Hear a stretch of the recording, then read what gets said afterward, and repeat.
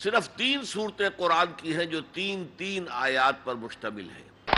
زمانہ گواہ ہے۔ پہلے تو اللہ قسم کھا رہا ہے، مہر دینے کے لیے کچھ نہیں تھا۔ حضور نے پوچھا کچھ ہے علی تمہارے پاس؟ اس لیے کہ اللہ تعالیٰ نے تو فیصلہ کر دیا تمام انسانوں کے لیے خسارے کا، گھاٹے کا، تباہی کا، بربادی کا۔ خرد کو خیرہ کرتی ہے، عقل کو خیرہ کرتی ہے چمک تہذیب حاضر کی، لیکن یہ اللہ کا کلام ہے، یہاں ہر حرف لازم ہے۔ علم کا میخانہ، حکمت کا میخانہ، فلسفے کا میخانہ۔ تذکر بالقرآن کے اعتبار سے قرآن دنیا کی آسان ترین کتاب ہے، اس کے بغیر وہ فوری نجات ممکن نہیں۔ زمانہ گواہ ہے، پورے جہاز ڈوب جاتے ہیں۔ انلیگل امیگریشن، کس چیز کی تلاش میں؟ کیا اللہ یہاں رازق نہیں ہے، رزق نہیں دے سکتا؟ سبق تو حاصل ہو گیا۔ میرے انداز بیان کو پہچانیے۔ بسم اللہ الرحمن الرحیم، والعصر، زمانے کی قسم ہے۔ پہلی بات یہ نوٹ کیجئے کہ قسم جو قرآن مجید میں کھائی گئی ہے یا کھائی گئی ہیں قسمیں، ان سے مراد کیا ہوتا ہے؟ ہم اگر قسم کھاتے ہیں اپنی کسی بات پر، اللہ کی قسم ہے، تو گویا کہ اللہ کو گواہ کے طور پر پیش کرتے ہیں کہ اللہ جانتا ہے، اللہ گواہ ہے، جو میں کہہ رہا ہوں سچ ہے۔ لیکن ہم قسم کھائیں گے کسی بزرگ ہستی کی، بڑی شے کی، اللہ کی قسم۔ قرآن میں جو متکلم ہے اللہ، اس سے اوپر کون ہے؟ لہذا قرآن مجید کی قسموں میں صرف ایک شے ہے، شہادت، گواہی۔ چنانچہ ترجمہ کیا ہوگا؟ زمانہ گواہ ہے کہ تمام انسان خسارے میں۔ نمبر 2 نوٹ کیجئے، عصر کے معنی کیا؟ زمانہ، صرف زمانہ نہیں، وہ زمانہ جو تیزی سے گزر رہا ہے۔ یہ 2 الفاظ استعمال ہوتے ہیں، ویسے تو عربی میں وقت کا لفظ بھی ہے، لیکن قرآن میں وہ لفظ آیا نہیں۔ 2 لفظ ہیں، عصر اور دہر، اور آپ کو معلوم ہے کہ دونوں کی یہ صورتیں ہیں، سورۃ الدہر بھی ہے، سورۃ العصر بھی ہے۔ ان دونوں میں فرق کیا ہے؟ فلسفے میں کہتے ہیں ایک سیریل ٹائم ہے، وہ وقت جو گزر رہا ہے، جس میں ماضی ہے، حال ہے، مستقبل ہے، یہ serial time.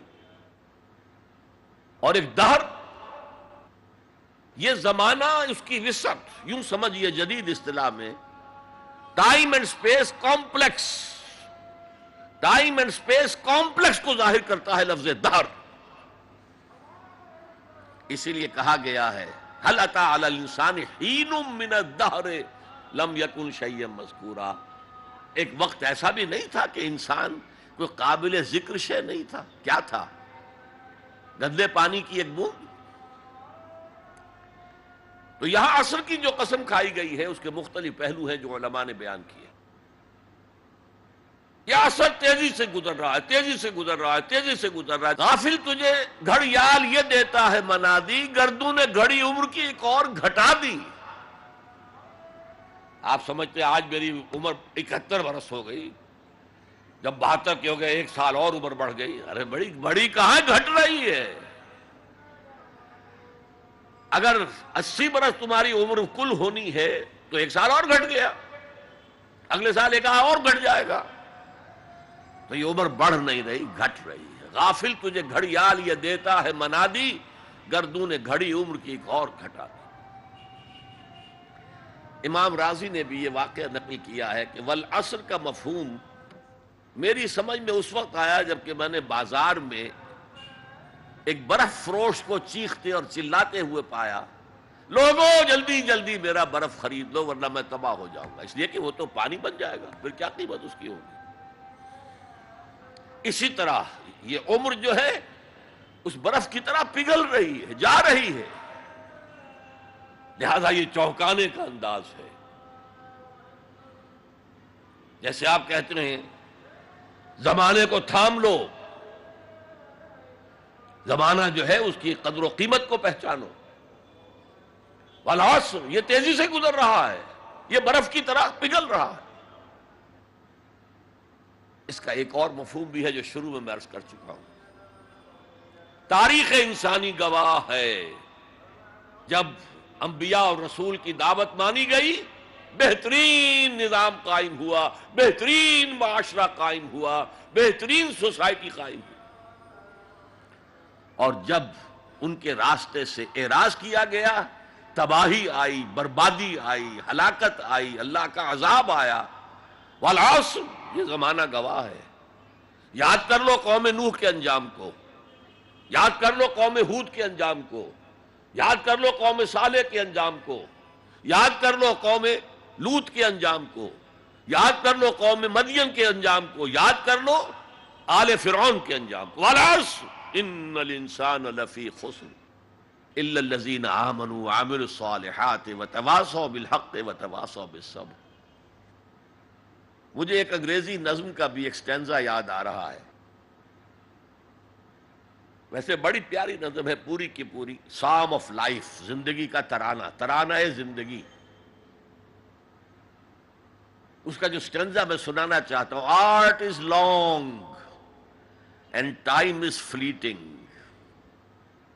And our hearts, though stout and brave, still like muffled drums are beating funeral marches to the grave۔ کام تو بہت بڑا ہے، بہت لمبا پڑا ہوا ہے، اور یہ وقت بھاگ رہا ہے، دوڑ رہا ہے۔ عصر کہتے ہیں تیزی سے دوڑنے والا وقت، اعصار کہتے ہیں آندھی، جھکڑ، تیز ہوا، اعصار۔ عصر کا وقت وہ ہے جبکہ تیزی سے دن ختم ہو رہا ہے۔ Art is long and time is fleeting and our hearts, though stout and brave، اگرچہ ہمارے دل ابھی بڑے مضبوط ہیں، بڑی بہادری ہے، still like muffled drums are beating funeral marches to the grave۔ یہ آپ کے سمجھ میں آئے گا جب کوئی جنرل، بڑا فوجی افسر جو ہے وہ مرتا تھا، اس کا جنازہ جو ہے کیریئر پر رکھ کر اس کی قبر کی طرف لے کر جاتے تھے، اور ڈرم بجایا جاتا تھا، لیکن ڈرم کے اوپر کپڑا چڑھا دیا جاتا تھا، وہ اس کی شارپ نہیں آتی تھی وائس، بلکہ دبی ہوئی، مفل ڈرمز۔ تو اگرچہ ہمارے دل بہت توانا ہے، فی الحال کوئی بیماری ابھی نہیں آئی ہے، لیکن ہم تو در حقیقت still like muffled drums are beating heart beat کا لفظ، جس طرح کہ وہ ڈرم بجایا جا رہا ہے، بیٹنگ آف دی ڈرم، اسی طرح بیٹنگ آف دی ہارٹ، اس کے ساتھ ہم قدم بقدم قدم بقدم اپنے گریو، اپنی قبر کی طرف جا رہے ہیں۔ یہ ہے والعصر، زمانے کی قسم ہے، زمانہ گواہ ہے۔ ان الانسان لفی خسر، میں عرض کر چکا ہوں یہ مرکزی آیت ہے، مرکزی مضمون ہے۔ اسے آپ کہہ سکتے ہیں انسان کا حزنیہ، ہیومن ٹریجڈی۔ آپ کو معلوم ہے گوتم بدھ کیا بپتا پڑی تھی اس پر کہ شہزادہ تھا کپل وستو کا، محل میں رہتا تھا، جوان بیوی تھی، ایک بچہ بھی، بیٹا وہ بھی تھا، جوان بیوی کو اور بیٹے کو چھوڑ کر جنگلوں میں نکل گیا۔ کیوں؟ اس نے دیکھا دنیا میں دکھ بہت ہے۔ کہیں وہ دیکھا اس نے اندھا ایک آدمی ہے، وہ ٹھوکریں کھا رہا، گر رہا ہے۔ کہیں دیکھا کسی کا بچہ جو ہے عالم نزع میں ہے، کوئی کچھ نہیں کر سکتا، رو رہے ہیں، پیٹ رہے ہیں۔ کہیں دیکھا جنازہ جا رہا، کندھے کے اوپر رکھ کر لے جا رہے ہیں۔ تو اس کے فکر کا مرکزی نقطہ کیا ہے؟ سروم دکھم، یہاں تو دکھ ہی دکھ ہے اور کچھ نہیں ہے۔ اس دکھ سے سیلویشن حاصل کرنے کے لیے وہ نکل گئے۔ اب کیا اسے ملا کیا نہیں ملا اسے چھوڑ دیجئے، لیکن ایک مثال تو ہے، محل کی زندگی چھوڑ کر، جوان بیوی کو چھوڑ کر، ایک چھوٹے بچے کو چھوڑ کر انسان نکلا ہے باہر۔ ان الانسان لفی خسر، دنیا کے اندر یہ تکالیف دیکھ کر اتنا متاثر ہو گیا، تو آخرت کی تکالیف وہ تو بہت بڑی ہے، بہت بڑی ہے، بہت بڑی ہے۔ قرآن مجید کے ہر صفحے کے اوپر جہنم کے کوئی نہ کوئی مناظر دکھا دیے گئے۔ کیا کھانے کو ملے گا؟ زقوم، جو پیٹ میں جائے گا تو کھولے گا جیسے کہ پانی کھول رہا ہو، اور پھر اس پر پیاس لگے گی تو حمیم ملے گا، گرم پانی، یا پیپ اور زخم کا دھون ملے گا۔ حضور کو شب معراج میں جو دکھائے گئے مناظر، عذاب کس کس طور سے انسانوں کو ہوگا، وَالْعَصْرِ إِنَّ الْإِنسَانَ لَفِي خُسْرٍ، اور میں عرض کر چکا ہوں خسرن ہے یہاں، الخسر نہیں ہے۔ الخسر ہوتا تو کوئی خاص خسارہ، خسرن یہ قاعدہ ہے عربی زبان میں، تنکیر نکرہ جو آتا ہے تفخیم کے لیے آتا ہے، بہت بڑا خسارہ، بہت بڑا گھاٹا۔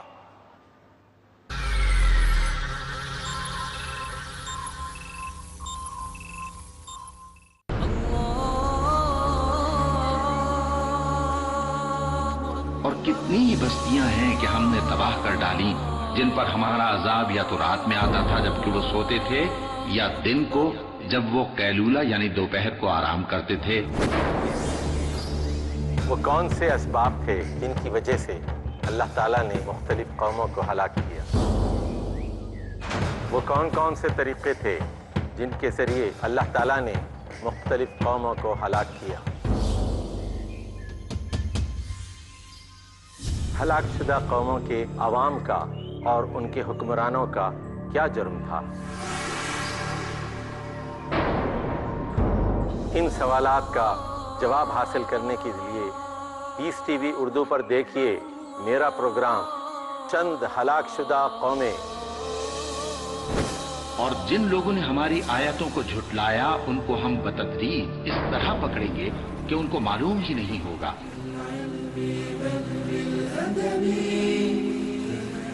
جانیے کس طرح اللہ کے عذاب کا شکار ہوئے وہ لوگ جو بہہ رہے تھے اپنی سرکشی کی راہ میں۔ چند ہلاکت یافتہ قومیں، ہر جمعرات رات 7:30 بجے اور دوبارہ صبح 10:30 بجے انڈیا میں پیس ٹی وی اردو پر۔ تو مسلمان ہے تو اٹھ خود کو نمازی کر لے،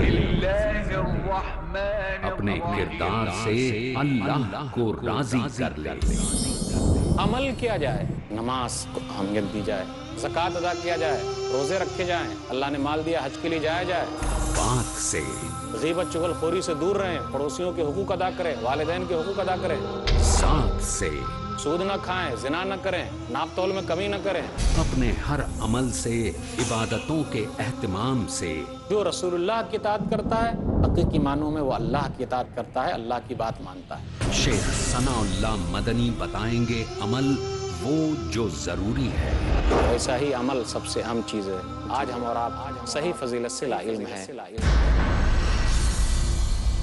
بنائیے کامیاب اپنا مستقبل و حال، فضائل اعمال، ہر پیر شام 6:30 بجے اور دوبارہ صبح 9:30 بجے انڈیا میں پیس ٹی وی اردو پر۔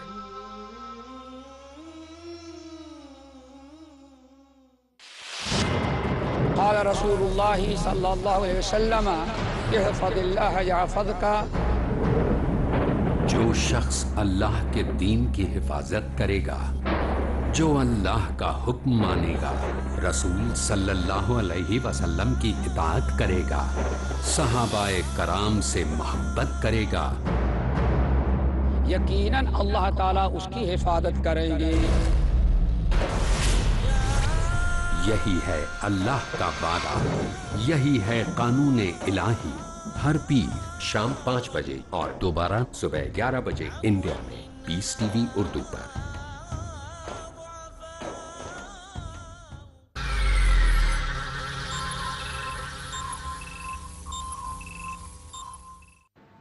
دیکھا دنیا میں دکھ بہت ہے۔ کہیں وہ دیکھا اس نے اندھا ایک آدمی ہے، وہ ٹھوکریں کھا رہا گر رہا ہے۔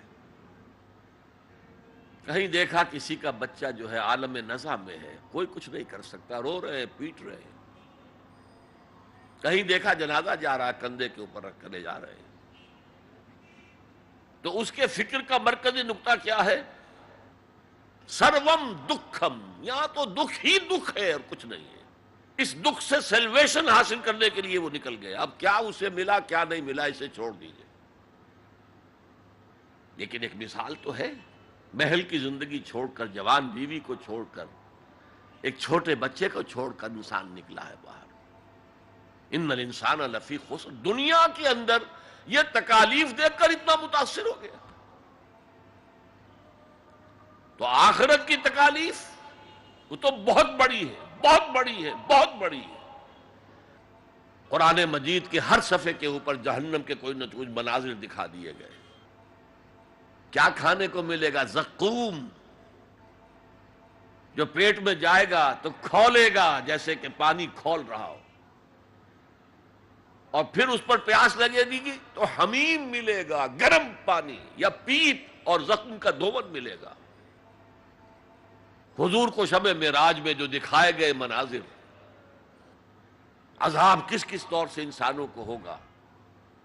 وَالْعَصْرِ إِنَّ الْإِنسَانَ لَفِي خُسْرٍ، اور میں عرض کر چکا ہوں خسرن ہے یہاں، الخسر نہیں ہے۔ الخسر ہوتا تو کوئی خاص خسارہ، خسرن یہ قاعدہ ہے عربی زبان میں، تنکیر نکرہ جو آتا ہے تفخیم کے لیے آتا ہے، بہت بڑا خسارہ، بہت بڑا گھاٹا۔ اب جو اس سے استثناء کی 4 شرائط ہیں ان کو سمجھیے۔ سب سے پہلے ایمان، اب یہاں تو ایک لفظ آیا ایمان، اللہ پر ایمان، رسولوں پر ایمان، آخری رسول اور آخری نبی پر ایمان، کتابوں پر ایمان اور آخری کتاب قرآن پر ایمان، بعث بعد الموت پر ایمان، حساب کتاب پر ایمان، جزا و سزا پر ایمان، جنت اور دوزخ پر ایمان۔ یہ ایمانیات ہیں۔ میں نے عرض کیا تھا یہ ایک عنوان ہے، کتنی لمبی لمبی بحثیں قرآن مجید میں ان میں سے ہر ایک چیز کے بارے میں آئی ہیں مکی صورتوں کے اندر۔ لیکن اس وقت جو بات میں آپ کو بتانا چاہتا ہوں، وقت کم ہے، اس ایمان کے 2 لیول سمجھ لیجئے، یا 2 قسمیں سمجھ لیجئے، یا 2 ایسپیکٹ سمجھ لیجئے۔ اور یہ مجھے امید ہے کہ بہت سے حضرات نے بچپن میں یاد کیا ہوگا ایمان مجمل، آمنت باللہ کما ہوا باسمائہ وصفاتہ وقبلت جمیع احکامہ اقرار باللسان وتصدیق بالقلب۔ ایمان کے یہ 2 درجے ہیں، زبان سے اقرار، جو کہے، کسی مذہب کا ماننے والا ہو، ہندو ہو، سکھ ہو، پارسی ہو، عیسائی ہو، جو کہے اشہد ان لا الہ الا اللہ واشہد ان محمد رسول اللہ، ایسے ہے محسوس ہوتا ہے کہ ایک لائن کھچی ہوئی تھی، پہلے ادھر تھا فوراً ادھر آ گیا۔ یہ ہے اقرار باللسان۔ لیکن اس ایمان کا فائدہ صرف اس دنیا میں ہے، یعنی ہم ایک دوسرے کو مسلمان سمجھیں۔ اس کی حیثیت قانونی ایمان کی ہے۔ ظاہر بات ہے مسلمان باپ کی وراثت مسلمان بیٹے کو جا سکتی ہے، بیٹا مسلمان نہیں ہے تو وراثت نہیں پہنچے گی۔ Who is a Muslim and who is not a Muslim؟ یہ لیگل کوسچن ہے۔ مسلمان ریاستوں کے اندر دستور میں ہوگا کہ یہاں ہیڈ آف دی اسٹیٹ مسلمان ہوگا، تو کتنا بڑا لیگل کوسچن ہے کہ کون ہے واقعی مسلمان کون نہیں ہے، تو بہت اہم ہے۔ لیکن اس کا سارا معاملہ اس دنیا تک ہے کہ ہم ایک دوسرے کو مسلمان سمجھیں۔ میں اپنی بیٹی نکاح میں دے سکتا ہوں کسی مسلمان کو۔ اصل ایمان کیا ہے؟ تصدیق بالقلب، جب دل میں اتر جائے، دل میں کھب جائے، وہ ہے اصل ایمان۔ ہم دنیا میں اس کو زیر بحث لا نہیں سکتے، ہمارے پاس کوئی آلہ نہیں ہے دل میں اتار کر دیکھ لیں ایمان ہے کہ نہیں ہے، کوئی نہیں۔ الیکٹرو کارڈیوگرام کر لیجئے، یہ تو پتہ چل جائے گا کہ اس میٹنگ کے اندر کچھ جو ہے irregularity ہے۔ اینجیو پلاسٹی کر لیجئے، معلوم ہو جائے گا کہ اتنی وینز بلاکڈ ہیں۔ بس دل میں ایمان ہے یا نہیں، اس کا کوئی ذریعہ ہمارے پاس نہیں۔ لہذا دنیا میں ہم ایمان پر بحث ہی نہیں کر سکتے۔ ہم کسی کے بارے میں یہ نہیں کہہ سکتے یہ صاحب ایمان ہے اور یہ نہیں ہے۔ ہاں مسلمان ہے تو مسلمان کے جو حقوق ہیں وہ اسے ملیں گے، وہ فاسق بھی ہو تو مسلمان ہے، فاجر بھی ہو تو مسلمان ہے، متقی ہو تب بھی مسلمان ہے، نیک ہو عبادت گزار ہو تب بھی مسلمان ہے، اور لیگلی اور کانسٹیٹیوشنلی ان میں کوئی فرق نہیں ہے۔ المسلم کفو لکل مسلم، امام ابو حنیفہ رحمۃ اللہ علیہ کا قول بہت اہم ہے۔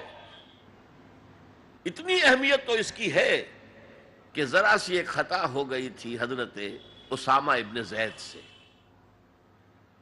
حضور کو بہت محبت تھی اسامہ سے، اپنے پوتے کی طرح سمجھتے تھے، اس لیے کہ زید کو تو اپنا بیٹا بنایا ہوا تھا، زید ابن حارثہ کو۔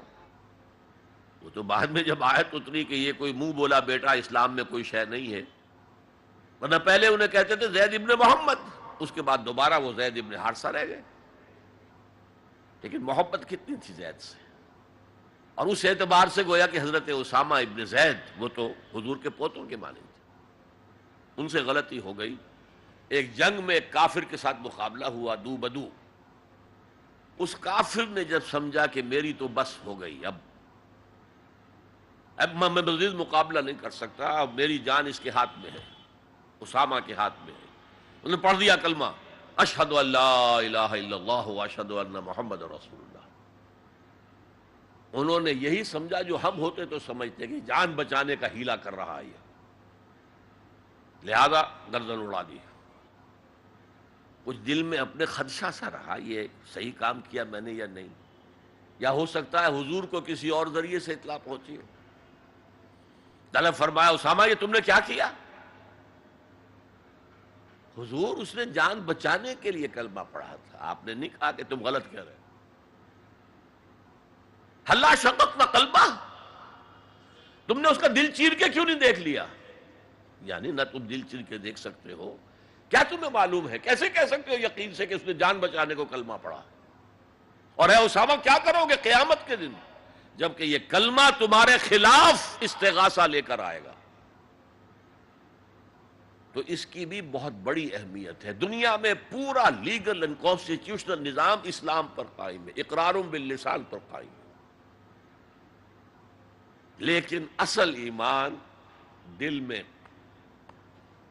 یہ سورہ حجرات میں فرمایا گیا جو اس موضوع پر قرآن حکیم کی اہم ترین آیات ہے، آیت نمبر 14 ہے یہ، قالت الاعراب آمنا قل لم تؤمنوا ولکن قولوا اسلمنا۔ اے نبی یہ بدو جو ہیں یہ کہہ رہے ہیں ہم ایمان لے آئے، دعویٰ کر رہے ہیں ایمان کا، آپ ان سے کہہ دیجئے تم ایمان ہرگز نہیں لائے ہو، یوں کہو کہ ہم مسلمان ہو گئے ہیں، ہم نے اطاعت قبول کر لی۔ وَلَمَّا يَدْخُلِ الْإِيمَانُ فِي قُلُوبِكُمْ، ابھی تک ایمان تمہارے دلوں میں داخل نہیں ہوا۔ اللہ تو کہہ سکتا ہے نا۔ یہ کون سے بدو تھے اصل میں جان لیجئے، اذا جاء نصر اللہ والفتح ورأیت الناس يدخلون فی دین اللہ افواجا، جب حضور کو آخری فتح حاصل ہو گئی تو اب تمام قبیلوں نے باہم مشورہ کیا اپنی اپنی جگہ پر، it's no use resisting now, اب ہم مزید جو ہے محمد کا راستہ روک نہیں سکتے صلی اللہ علیہ وسلم، چلو چلیں، اور چل کر اسلام لے آئے۔ اب اس وقت جو اسلام لائے لوگ، ان کی تین حالتیں ہو سکتی تھی، ایک تو یہ کہ واقعی ایمان دیانت کے ساتھ، شعور کے ساتھ، خلوص کے ساتھ ایمان لائے ہو تو وہ مومن ہو گئے، اور ایسا بھی ہو سکتا ہے کچھ لوگوں نے سوچا کہ اب تو ہمارا بس جو ہے نہیں چل رہا ہے، ابھی تو دبک جاؤ ذرا، پھر موقع کا انتظار کر کے کھڑے ہوں گے دوبارہ اور پھر ہم ان کو ختم کر دیں گے، جیسے کہ ہوا۔